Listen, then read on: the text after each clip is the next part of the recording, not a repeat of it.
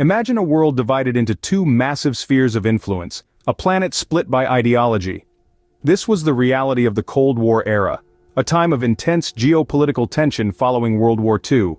On one side, the Soviet Union and its satellite states, advocating for a socialist world order. On the other, the United States and its allies, championing the cause of democracy and free market capitalism. The Cold War was less about direct military conflict and more about a series of proxy wars, diplomatic standoffs, and ideological battles. From the nerve-wracking Cuban Missile Crisis that brought the world to the brink of nuclear war, to the space race, a technological tussle for supremacy in the cosmos. Even far-off Vietnam became a theater for this East versus West struggle, as both superpowers sought to extend their influence. In the heart of Europe, this ideological battlefield manifested as a physical barrier, the Berlin Wall. In 1961, Berlin woke up to a city divided overnight. A wall, which would soon become infamous as the Berlin Wall, was hastily erected. The wall wasn't just a physical barrier, it was a symbol of the ideological chasm that had developed between the East and the West, the communist and the democratic. What led to this drastic measure? The Soviet-controlled East Germany was struggling to prevent its citizens from fleeing to the democratic West. This mass exodus was not just an economic drain but a major embarrassment for the communist regime. Their solution? A wall that would turn the democratic West Berlin into an island within the communist East Germany. It was a wall of oppression, of division, of fear. And yet, it stood, stark and unyielding against the Berlin skyline, a concrete manifestation of the Cold War's ideological divide. For the next 28 years, the Berlin Wall would stand as a symbol of the Cold War's stark division. The Berlin Wall was more than just a barrier, it was a scar, a division that separated families and friends.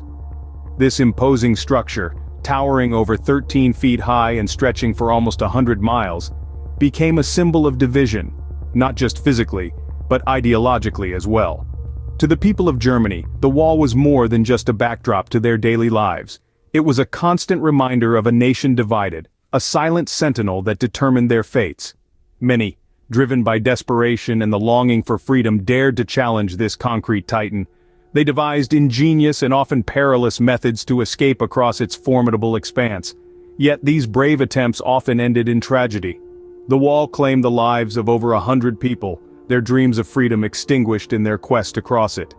Despite the wall's oppressive presence, the winds of change were beginning to stir. By the 1980s, the world was changing, and even the mighty wall couldn't stand against the tide. The decade was marked by a global reshaping of political and social ideologies, and the Berlin Wall, once a stark symbol of division, was beginning to crumble under the weight of these changes.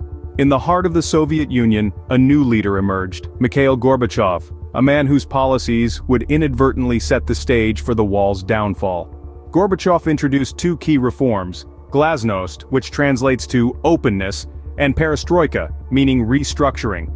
Glasnost aimed to provide greater freedom of speech and transparency in the government's activities, while Perestroika sought to restructure the Soviet economy, moving away from strict central planning towards a more market-oriented approach. These changes were not confined to the Soviet Union. They rippled outwards, reaching the divided city of Berlin. East Germans, inspired by Gorbachev's reforms, began to demand similar rights. Civil rights movements began to swell, with brave individuals defying the oppressive regime, demanding freedom of speech, freedom to travel, and ultimately, freedom from the wall that encapsulated their existence. The East German government, under Erich Honecker, initially resisted these changes, maintaining a hardline stance. But the winds of change were too strong. Honecker was ousted, and his successor, Egon Krenz, attempted to placate the public with limited reforms. However, the momentum had already built up, the people's desire for freedom too powerful to be contained.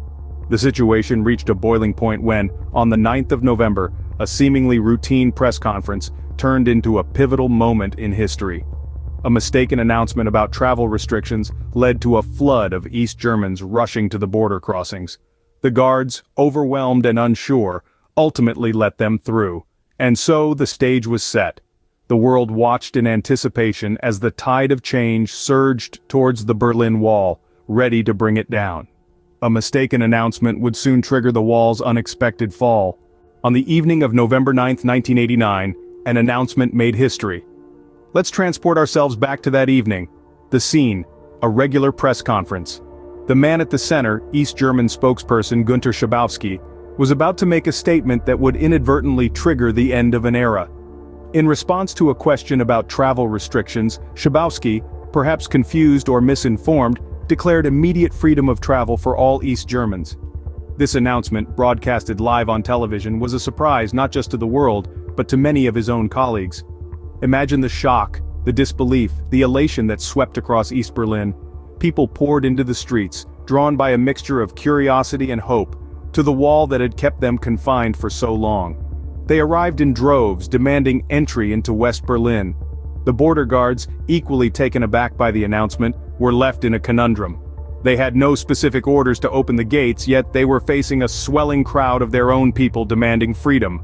In an act of humanity and perhaps recognizing the futility of resisting the wave of change, the border guards decided to open the checkpoints.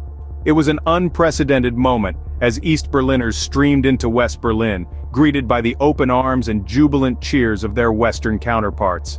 The euphoria was contagious.